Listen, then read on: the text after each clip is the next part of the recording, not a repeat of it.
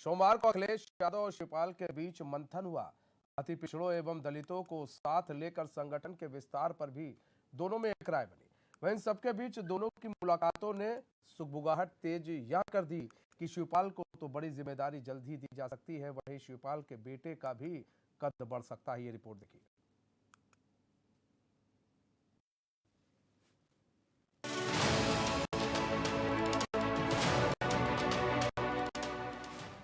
एक समय ऐसा था जब यूपी की राजनीति में चाचा भतीजे में एक ऐसी तलवार खिंची थी जिसे देख ऐसा लग रहा था मानो ये लाइन बढ़ती ही जाएगी, ये घटेगी नहीं।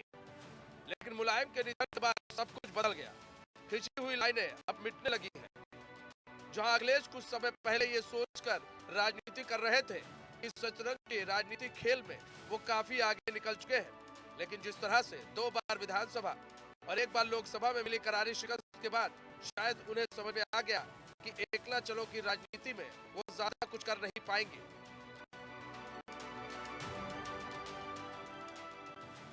समय बीतता गया, नेताजी का निधन हो गया, जिसके बाद अखिलेश को लगा अपने चाचा यानी शिवपाल की जरूरत है, जिसका नतीजा यह रहा कि चाचा ने भी सब कुछ भुलाकर अपने भतीजे अखिलेश को गले लगा लिया और अपनी पार्टी का विलय सपा में कर दिया। और नतीजा यह रहा कि डिम्पल ने मैनपुरी में रिकॉर्ड तोड़ वोट से जीत हासिल की।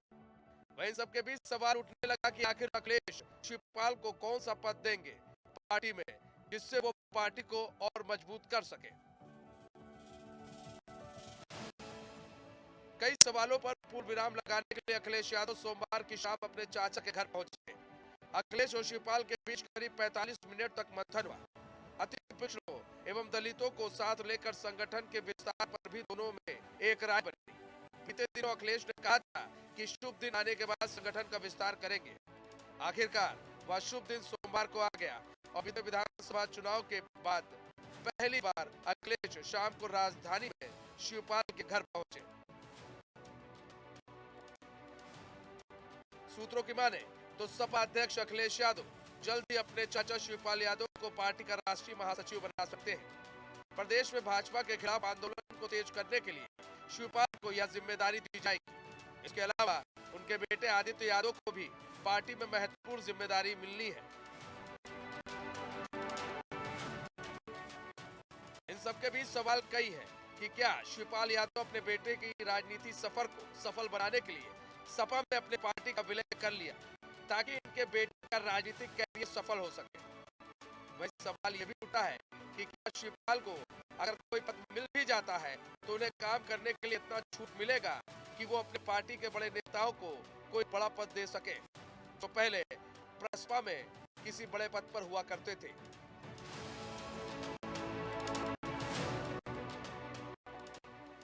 एचएनएन के लिए यूपी से ब्यूरो डेस्क की रिपोर्ट।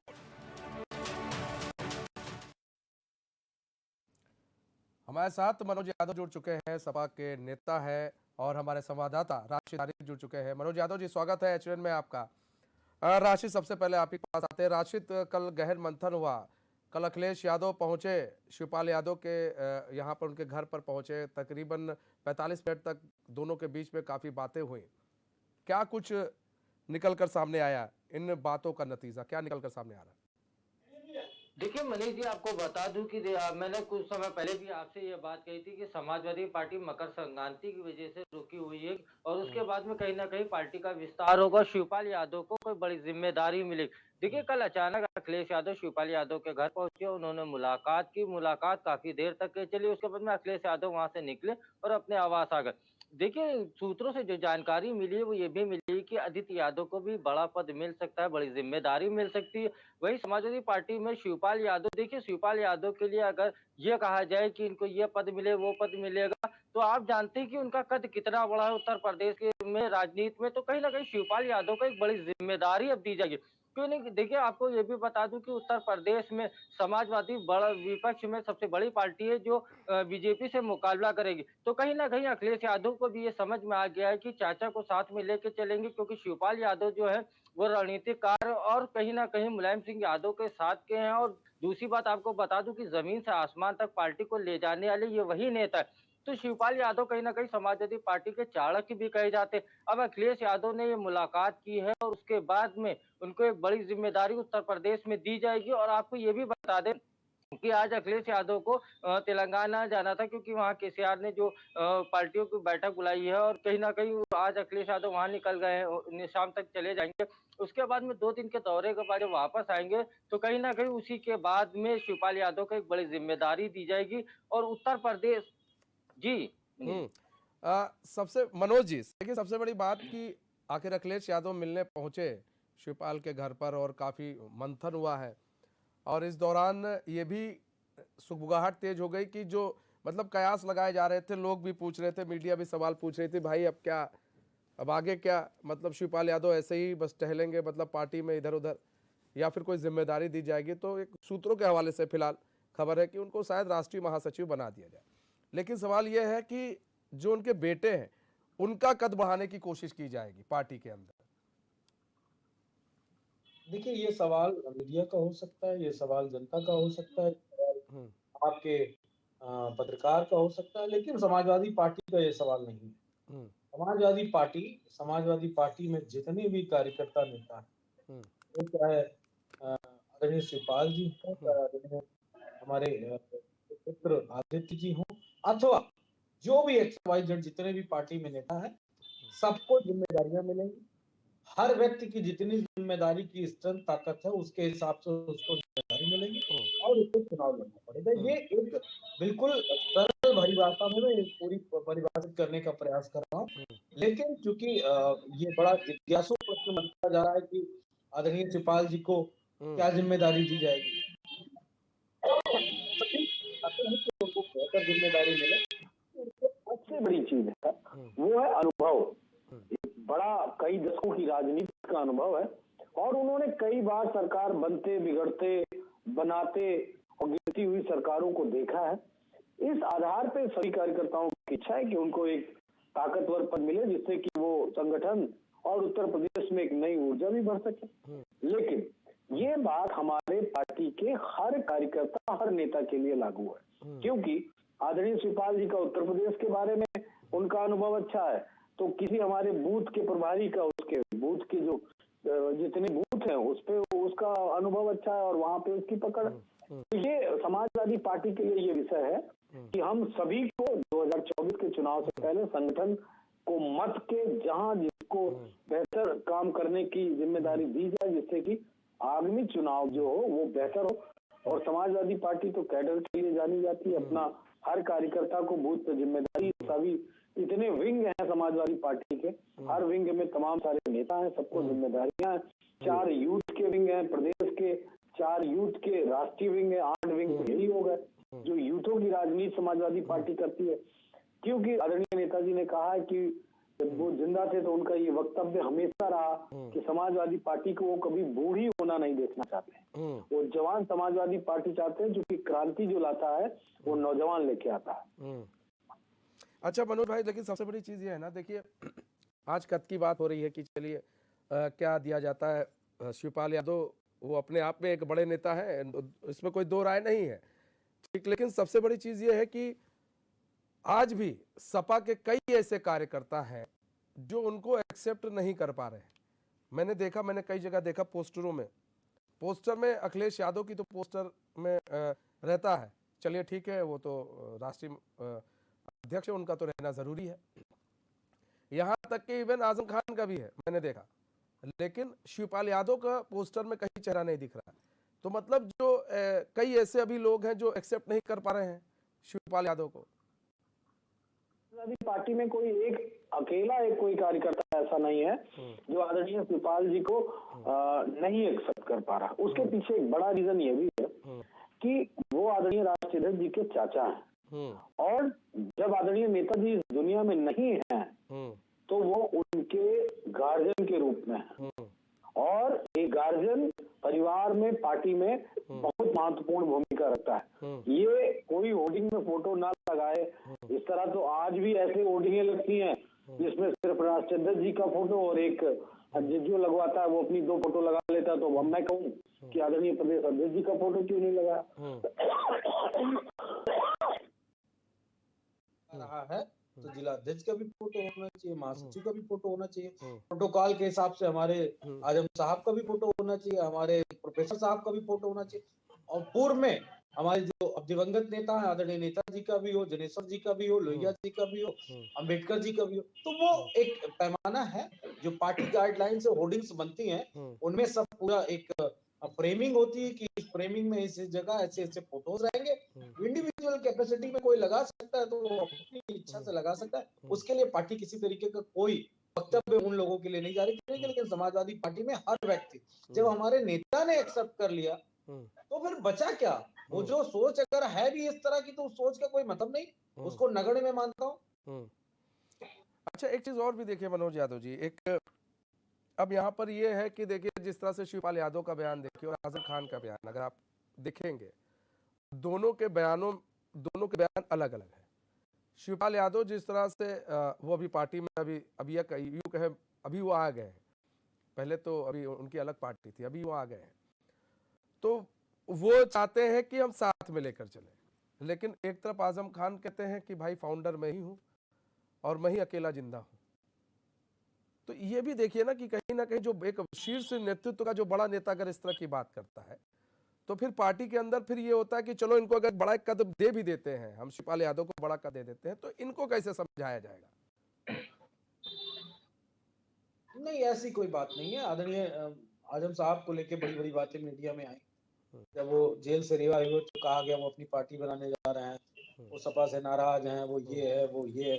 उनके हर एक बयान के मनोज भाई आपको माने मालूम किसके है लिए नाराज होते तो थे, लेकिन उसको मनोज भाई आपको मालूम है नाराज तो थे वो, नहीं, ये आप कह छिपा सकते हैं, नहीं मीडिया है। सवाल उठा सकती है। समाजवादी पार्टी को पता है, और समाजवादी पार्टी को इसलिए पता है कि आजम साहब और समाजवादी पार्टी सिक्के को दो पहलू हैं, उसको अलग नहीं किया जा सकता है। क्या बात कह रहे हैं आप? इस तरह का बयान, इस तरह का सवाल पूछ के वो तो मीडिया के द्वारा बनाया गया एक नैरेटिव है, बीजेपी को जिससे बेनिफिट मिल जाए वो वाली बात है। सही कह रहे समाजवादी पार्टी और आजम साहब कभी अलग हुए ही नहीं। हैं। जब वो अलग भी हुए तो दूसरे दल में नहीं गए, फिर आए तो उन्होंने कहा समाजवादी पार्टी मेरी पार्टी है, और वो आज भी कायम है। और हमेशा से, क्योंकि उनका जो जेल में जितने दिन रहे, समाजवादी पार्टी ने क्या उनके लिए क्या वो समाजवादी पार्टी जानती है, उसका हम प्रचार नहीं कर सकते हैं। क्योंकि कोई व्यक्ति जब मुसीबत में हो तो आपकी मदद प्रचार का विषय नहीं होती है। इसको नीचता की राजनीति और इसको नीचता की मानसिकता कहते हैं।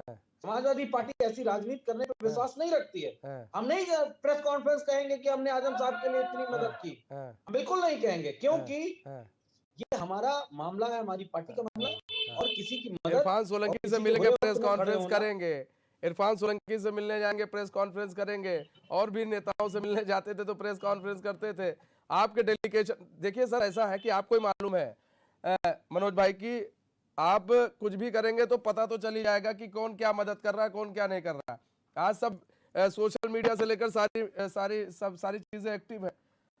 कितना वो आजम खान से मिले आप भी जानते हैं, हम भी जानते हैं। अब भले ही अब आजम खान आप लोग भाई पार्टी के नेता है, आप नहीं कह सकते हैं, लेकिन आप भी जानते हैं अच्छी तरीके से मनोज भाई कि कितना आजम खान के बीच में तलखी रही है, उनको मनाया गया है, ये हम भी जानते हैं और आप भी जानते हैं। रुक जाइए भाई, रुक जाइए, थोड़ा सा धैर्य रखिए। मुझे ये बताइए, मैं आपसे, आप एक बुद्धिजीवी पत्रकार हैं, जिम्मेदार इंसान हैं, आपसे सवाल पूछता हूँ। आदरणीय आजम साहब जब जेल गए तब से और जब वो छूटे, अखिलेश यादव जी की कितनी मुलाकातें उनसे, आप ये बता दीजिए। तो यही तो हम आपसे जानना चाह रहे हैं जनाब, यही तो आपसे जानना चाह रहे हैं, कितनी मुलाकात हो गई? मीडिया तो कहती है मिले नहीं, कितनी मुलाकात हो गई? आप मीडिया कहती है मिले ही नहीं। मनोज भाई आप भी नहीं बता पाएंगे कितनी मुलाकात हुई? आजम साहब, मैं बता रहा हूँ ना, बताइए। मैं बता रहा हूँ। हाँ बताइए। एक बार वो सीतापुर गए, हाँ, और जितनी बार लखनऊ में वो इलाज कराने के लिए लाए गए, हाँ, आदरणीय अखिलेश जी तुरंत पहुंचे हैं, कम से कम 3 बार। हाँ, लखनऊ में मिले, हाँ, और एक बार सीतापुर में मिले। हाँ, कब 4 मिले? बार। और जब वो रिहा हुए तो कब मिले? कब मिले? जब सुनिए हम बताए कब मिले। अब मनोज भाई हमारी भी सुन लीजिए, हमारी भी सुन लीजिए, थोड़ा बहुत ज्ञान हम लोग को भी है, हमारी भी सुन लीजिए मनोज भाई, अब हमारी भी सुन लीजिए। कब मिले? जब जेल में इतने साल बीत गए तब मिलने नहीं गए, जब उनको लगा कि नहीं उनके डेलीगेशन वाले को वापस कर दिया गया। बाद में जब अखिलेश यादव मिले उनसे तब उनकी थोड़ी बहुत तलखियां थोड़ी बहुत कम हुई, उसके बाद अखिलेश यादव मिले हैं उससे, मैं ये नहीं कह रहा नहीं मिले, लेकिन आप बता दीजिए जब से चुनाव हारे हैं रामपुर का कितनी बार मुलाकात हो गई, कितनी बार बात हो गई, और कितनी बार रामपुर गए? या तो आप ये समझ रहे थे कि नहीं भाई वो खुद सक्षम थे कि वो जिता लेंगे, है, और अखिलेश यादव इतने सक्षम नहीं थे कि वो आएंगे तभी होगा। एक दो बार के अलावा बता दीजिए कितनी बार गए थे रामपुर चुनाव, उपचुनाव में, मनोज भाई? देखिए, ये मीडिया के बनाए गए सवालों का जवाब देना हमें नहीं लगता कि बहुत जरूरी है। हाँ। मैंने आपसे इसीलिए पहले पूछा, मैंने खुद नहीं जवाब दिया। मैंने आपसे पूछा कि आप बताइए आदरणीय आजम साहब से अखिलेश जी कितनी बार मिले जेल के वो जितनी बार दौरान? मिले। तो आपने हमसे पूछ लिया, आपने हमसे पूछ लिया। जब मैंने जवाब दे दिया तो आपने कहा हाँ हाँ मिले होंगे। लेकिन मीडिया, आपके चैनल की बात नहीं कर रहा हूँ, मीडिया ने मिले क्या हैं, चलाया? हम ये नहीं कह रहे मनोज मीडिया भाई, ने सबने चलाया, दिखाया जो था मिला ही नहीं। कई बार, जितनी बार भी मुलाकात हुई आजम खान से, एक बड़े नेता है आप अखिलेश यादव, वो घर से भी बात बाहर बताइए, निकलेंगे तो पता चल जब जाएगा। वो जेल में थे, एक मिनट, जब जेल में थे तो कोरोना का काल चल रहा था। लंबे समय तक कोरोना काल में जेलों में लोगों से मिलने की पाबंदी थी। हाँ, ये बात क्या आप लोगों को नहीं पता है क्या? बिल्कुल बिल्कुल बिल्कुल। हाँ, अब फिर हाँ। ये सारी फिर नहीं, अस्पताल उसी में जब कोरोना आए, में तो डेलीगेशन हॉस्पिटल वाले में जाते गए। हैं, उसी कोरोना में डेलीगेशन वाले भी चले जाते हैं, वो भी एक नहीं, नहीं, 5-6 नहीं, जाते नहीं, हैं। नहीं, मनोज नहीं, भाई, वो मनोज डेलीगेशन भाई। लास्ट में जाता है और वो भी आदरणीय अखिलेश यादव जी की बिना अनुमति के जाता है। आदरणीय अखिलेश यादव जी की बिना अनुमति के डेलीगेशन जाता है। तो मतलब सामंजस्य और नहीं आजम था, साहब से डेलीगेशन ऐसे ही चला गया, सामंजस्य नहीं था। भाई एक बात बताइए, डेलीगेशन क्या वो विधायक लोग चले गए मिलने स्वतः? ऐसे उनके कैसे साथी चलेगा साथ के मनोज विधायक भाई? थे। सपा के अंदर कोई भी, आप भी कोई काम करेंगे तो शायद अपने उच्च अधिकारी से पूछेंगे कि भाई ये करने जा रहे हैं, ठीक है गलत है, वो बताएंगे नहीं ठीक है अब जाइए, तो आप भी उनकी हरी झंडी देख के काम करेंगे, किसी क्योंकि एक नेता पार्टी से होती मिलने है। के लिए, एक सेकंड, किसी नेता से मिलने के लिए, जेल जाने के लिए किसी की परमिशन की जरूरत नहीं होती है। भाई व्यक्तिगत तौर पे नेता के साथ हम विधायक रहे हैं, वो मिनिस्टर रहे, हम मिनिस्टर रहे, तो हम मिलने जाते हैं। मल्होत्रा जी गए, रविदास मल्होत्रा जी गए, उनसे मिलने, बस सिंपल सी बात थी, इसमें कोई ऐसा बड़ा सवाल नहीं बनता।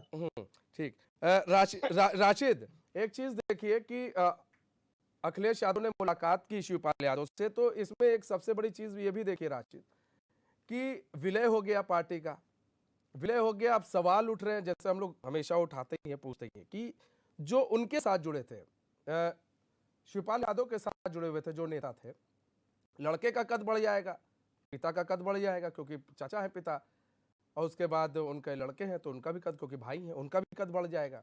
लेकिन जो जुड़े हुए थे शिवपाल के साथ शुरू से, जब उनकी पार्टी बनी थी, तो क्या इतना छूट दिया जाएगा, मतलब अखिलेश यादव की तरफ से, कि भाई हम आपको इतना छूट दे रहे हैं, अगर उनको कोई पद दिया जाता है तो, की मैं बात बता रहा हूं कि भाई आपके भी जो अपने हैं उनको एडजस्ट कीजिए, या फिर उस पर भी अखिलेश यादव की साइन चलेगी?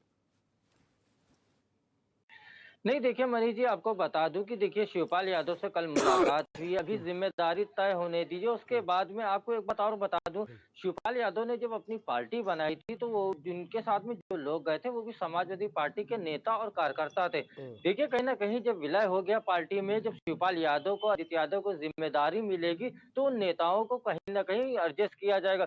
दूसरी बात आपको बता दूं कि मैंने बहुत करीब से शिवपाल यादव को देखा भी है, और मैं अक्सर करके पार्टी कार्यालय भी जाता हूँ, सारी चीजों को देखता हूँ। शिवपाल यादव के साथ जो कार्यकर्ता है वो देखिए चाह भी रहे थे कि कहीं ना कहीं शिवपाल और अखिलेश यादव एक हो जाए, तो उनको, उनके लिए सबसे बड़ी खुशी ये। अब रही बात नेताओं की, तो नेताओं जो शिवपाल यादव के साथ में गए थे उनको एडजस्ट किया जाएगा। और दूसरी आपको एक बात और बता दूं कि शिवपाल यादव ऐसा नहीं है कि किसी बंदिश में रहेंगे, और शिवपाल यादव को पद मिलेगा, अगर जिम्मेदारी बड़ी मिलती है वो अपने लोगों को बैठा लेंगे, बात करेंगे, उसके बाद में उनको एडजस्ट करेंगे।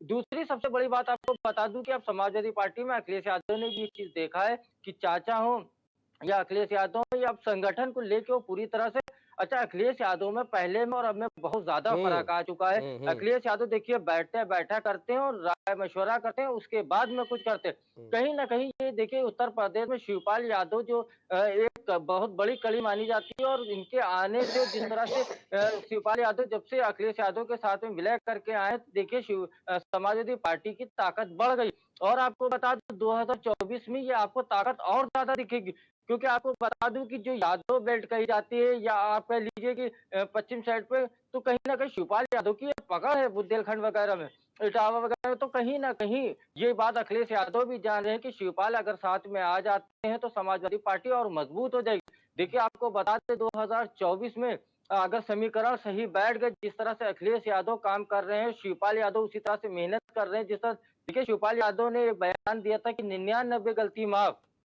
मतलब उनका सीधा-सीधा कहना बीजेपी को था कि अब सभी गलतियाँ अगर की, तो खुल के मैदान में आ जाएँगे। देखिए शिवपाल यादव एक रणनीतिक जो है नेता है, और कहीं न कहीं वो रणनीति बना रहे हैं, और 2024 को लेके कहीं न कहीं ये मीटिंगें चल रही हैं, गुपचुप तरीके से बात हो रही है।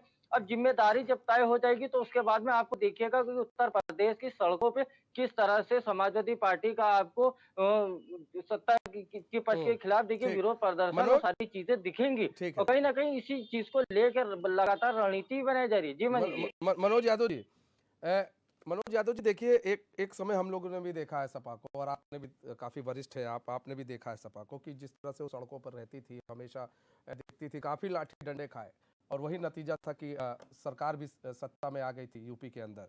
उन्हीं लाठी डंडों का नतीजा था कि आप लोगों ने काफी संघर्ष किया था।